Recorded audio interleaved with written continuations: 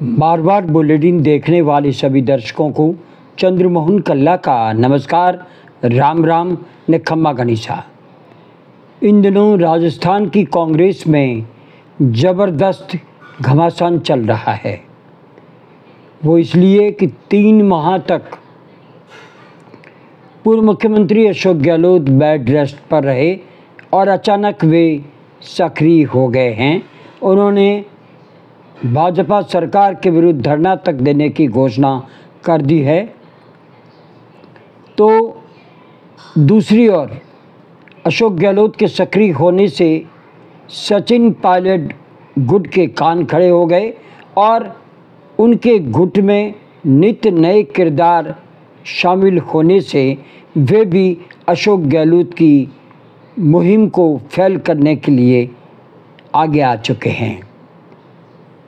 अशोक गहलोत को घेरने के लिए सरकार भी तैयार बैठी है, क्योंकि अशोक गहलोत राजनीति के वे चाणक्य है जो भारतीय जनता पार्टी को आसानी से सरकार नहीं चलाने देंगे और वे कांग्रेस में भी एक छत्र राज कर रहे हैं। हाई कमान के ताकत के बावजूद भी वे 5 साल तक राजस्थान के मुख्यमंत्री बने रहे और अब जब अशोक गहलोत बीमारी से उठकर के वापस सक्रिय हुए हैं, तब से राजस्थान की कांग्रेस में बवाल मचा हुआ है। आइए शुरू करते हैं कि इस बवाल के पीछे की कहानी क्या है। बाड़मेर के पूर्व विधायक मेवाराम जैन ने पूर्व मुख्यमंत्री अशोक गहलोत से मुलाकात की है। ये जानकारी हम पहले भी आपको दे चुके हैं, लेकिन इस मंत्रणा, इस गुफ्तगू के बाद में राजस्थान की राजनीति में भूचाल आ गया है। मेवाराम जैन की सुखविंदर सिंह रंधावा से गहलोत के जरिए बातचीत करवाकर उनके लिए कांग्रेस में वापसी का रास्ता खोल दिया गया। इससे राजस्थान की सियासत ज़बरदस्त गरमा गई है।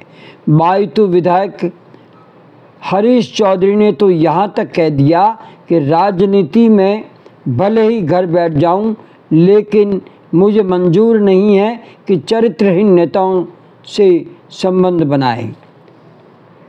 कल ही कांग्रेस के सांसद बने, कल ही कांग्रेस में आए उमेदाराम बेनीवाल ने भी आज मेवाराम जैन को लेकर के और अशोक गहलोत को लेकर के कटाक्ष कर दिया। बेनीवाल भी हरीश चौधरी की हाँ में हाँ मिलाते हुए बोल गए कि कांग्रेस अनुशासित पार्टी है, चरित्रहीन लोगों को पार्टी में प्रवेश नहीं देना चाहिए। हरीश चौधरी बाड़मेर में अपनी राजनीतिक ताकत बढ़ाना चाहते हैं और मेवाराम जैन इसके लिए कांटा बन सकते हैं। इस कारण जाट लॉबी मेवाराम जैन का विरोध कर रही है, जबकि मेवाराम जैन पर रेप के आरोप में एफआईआर लग चुकी है और कोर्ट ने जैन को क्लीन चिट दे दी है। फिर अशोक गहलोत व जैन की मुलाकात को कुछ गहलोत विरोधी नेता हवा दे रहे हैं। लगता है हरीश चौधरी एक तीर से 2 शिकार ढूंढ रहे हैं। हरीश चौधरी गहलोत विरोधी लॉबी को हवा देने लगे हैं। हरीश चौधरी मेवाराम जैन की आड़ में सचिन पायलट गुट को भड़काने में लगे हैं और सचिन पायलट गुट से वे बोलवाना चाहते हैं कि मेवाराम जैन को कांग्रेस में वापस नहीं लेना चाहिए।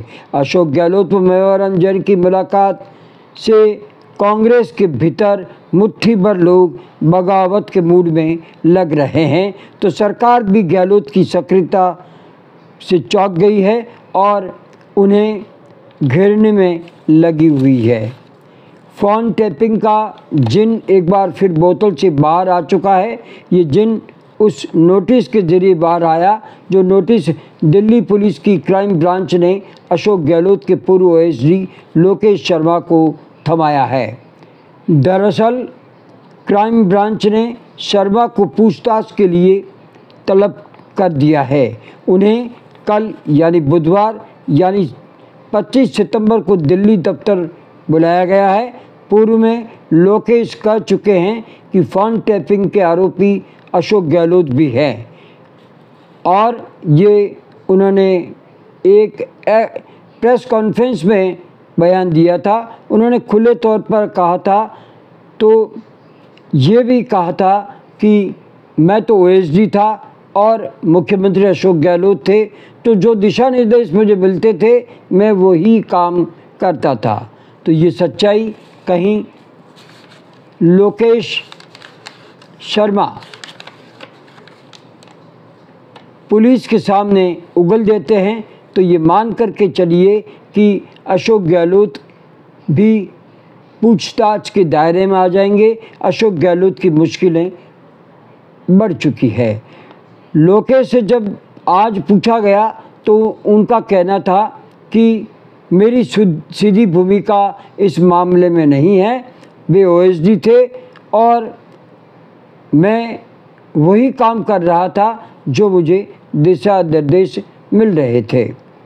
इससे अशोक गहलोत की चिंताएं बढ़ गई है, लेकिन ये काम कौन करवा रहा है? दरअसल गजेंद्र सिंह शेखावत, जोधपुर के सांसद केंद्रीय मंत्री पर उस समय ये आरोप लगे थे कि फ़ोन टैपिंग करवा के वे सरकार गिरवाना चाहते हैं और उन्होंने इस मामले में एफआईआर दर्ज भी करवाई थी। मामला लंबा खिंच गया था और अब इतने साल बाद में एक बार फिर ये जिन बोतल से निकल कर के बाहर आ गया है। तो दूसरी ओर जयपुर की मेयर मुनीर गुजर को संगीन आरोपों और भ्रष्टाचार के आरोपों में सरकार ने निष्कासित कर दिया, निलंबित कर दिया। ये आरोप है कि मुनीर ने ये भ्रष्टाचार अशोक गहलोत की सरकार के कार्यकाल में किए और उसकी जांच नहीं की गई। अब इसकी जांच होगी तो फिर एक बार अशोक गहलोत पर निशाना साधा गया है। आपको ये भी बता दें, इसके बावजूद अशोक गहलोत ने गांधी प्रतिष्ठान को लेकर के जमकर के मुख्यमंत्री और सरकार को लताड़ा है और ये कहा है कि उस संस्थान को करोड़ों रुपए देकर के हमने खड़ा किया और सरकार उसे बंद कर रही है, ये ठीक नहीं है। हमने पत्र भी मुख्यमंत्री भजनलाल शर्मा को लिखा, लेकिन उन्होंने कार्रवाई नहीं की। तो हम गांधीवादी नेताओं की ड्यूटी बनती है कि धरना प्रदर्शन करके इसका विरोध किया जाएगा और कहा जाएगा कि इस प्रतिष्ठान को दर्शकों के लिए खोल दिया जाए। 2 अक्टूबर गांधी जयंती से पहले अशोक गहलोत की ये मुहिम शायद राजनीति के नए पैतरे के तहत सामने आई है। इससे गहलोत विरोधी घबराए हुए हैं, लेकिन दूसरी ओर गहलोत के विरोधी जो पहले केवल सचिन पायलट थे और एक से बढ़कर के एक नए किरदार उस गुट में शामिल होते जा रहे हैं।